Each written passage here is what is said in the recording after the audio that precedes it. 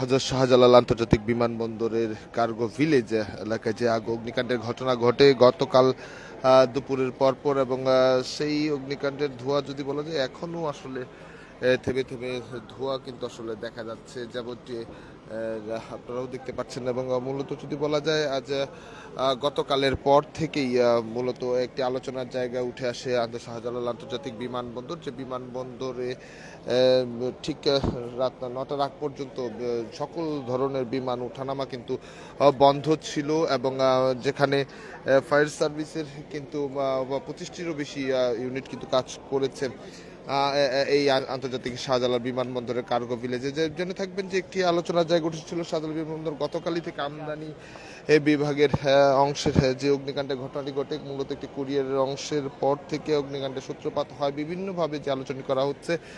তবে এখন পর্যন্ত সুস্পষ্টভাবে কিন্তু যেহেতু তদন্ত কমিটিকে আপনারা জেনে থাকবেন কিছুক্ষণ আগেই হযরত শাহজালাল আন্তর্জাতিক বিমানবন্দরের ভেতরে কিন্তু গঠিত তদন্ত যে কমিটি, সেই তদন্ত কমিটি কিন্তু ভেতরে প্রবেশ করেছে, এবং এরপরই আসলে তদন্ত কমিটি বের হয়ে আসার পরে যদি গণমাধ্যমের সঙ্গে কথা বলে এরপর হয়তো জানা যাবে তারা প্রাথমিকভাবে কিছু বক্তব্য প্রদান করে কিনা এবং কি সন্দেহ করছে সেটি জানা যাবে। তবে হ্যাঁ, যেমনটি বলা যায় যে এখন পর্যন্ত কিন্তু ৩৫ জনের মতো হতাহতের ঘটনা ঘটেছে, মূলত এর মধ্যে আনসার সদস্য সহ উদ্ধার কাজ করতে গিয়ে কিন্তু আহত হয়েছে, এবং যারা অনেকে চিকিৎসা নিচ্ছে। এবং এই অগ্নিকাণ্ডের ঘটনার পরে কিন্তু ১,০০০ কোটি টাকার ক্ষতির সম্মুখীন হতে হয়েছে বাংলাদেশ, এবং ব্যবসায়ী যারা রয়েছেন তারা, তেমনটি কিন্তু ধারণা করা হচ্ছে। তবে চূড়ান্তভাবে আসলে কতটুকু অর্থের আর্থিক ক্ষতি কিংবা সেই ক্ষতির পরিমাণটা কীরকম হবে সেটি কিন্তু আসলে পরবর্তীতে জানা যাবে। তবে সম্প্রতি যে বিষয়টি হচ্ছে এই কার্গোটি কিন্তু সম্প্রতি আন্তর্জাতিকভাবে একটি স্বীকৃত হয়েছিল নিরাপত্তার সকল দিক থেকে। এরই মধ্যে এই ঘটনাটি কিন্তু আসলে এক ধরনের আলোচনার জায়গা তৈরি করলো, যেখানে আর্থিক ক্ষতির পাশাপাশি রাষ্ট্রীয়ভাবে যে আন্তর্জাতিক বিমানবন্দরটির কার্গো ওর যে রক্ষণাবেক্ষণের জায়গা সেটি নিয়েও কিন্তু এক ধরনের আলোচনার জায়গা উঠেছে। তবে সরকারের পক্ষ থেকে যেটি বলা হচ্ছে তারা কিন্তু নজরদারিতে রেখেছে এবং তদন্ত করে পেছনে আরও কোনো কারণ আছে কিনা কিংবা কী কারণে হলো সেই বিষয়ে তারা কিন্তু ব্যবস্থা এবং সতর্কমূলক হবেন বলে কিন্তু জানা গেছে। এবং উৎসুক যেমন আমরা যদি বলা যায়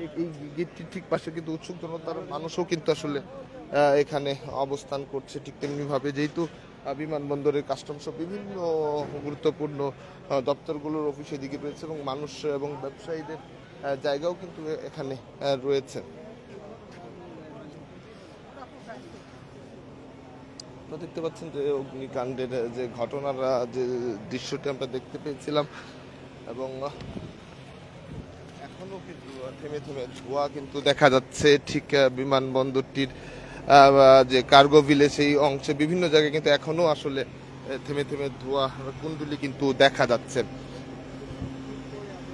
যদিও বা আগুন নিয়ন্ত্রণে আসার খবর কিন্তু বলা হয়েছিল, তবে এখনো থেমে থেমে যেমনটি আপনারা নিজেরাই দেখছেন যে ধোঁয়া কিন্তু দেখা যাচ্ছে, এবং ফায়ার সার্ভিসের ইউনিট কিন্তু এখনো কাজ করছে। মূলত আগুন নিয়ন্ত্রণে সরকারের পক্ষ থেকে এবং প্রতিষ্ঠানের পক্ষ থেকে আগুন নিয়ন্ত্রণে আসার খবর কিন্তু বলা হয়েছে, এবং এরই মধ্যে তদন্ত কমিটির যে সদস্য যারা রয়েছেন তারাও কিন্তু আসলে ভেতরে প্রবেশ করেছে, এবং ভেতরে প্রবেশ করার প্রেক্ষিতে যদি বলা যায় আগুন নিয়ন্ত্রণে আনার বিষয়ে কিন্তু তাদের জায়গা থেকে সেই বিষয়টি জানিয়েছে। দর্শক, আমরা সরাসরি যুক্ত করছিলাম যে ঠিক এই মুহূর্তে হযরত শাহজালাল আন্তর্জাতিক বিমানবন্দরের কার্গো ভিলেজ যেখানে আসলে অগ্নিকাণ্ডের ঘটনাটি ঘটেছিল। তবে যদি বলা যায় এই মুহূর্তে ঠিক একটি তদন্ত কমিটি কিন্তু আসলে ভেতরে প্রবেশ করেছে, এবং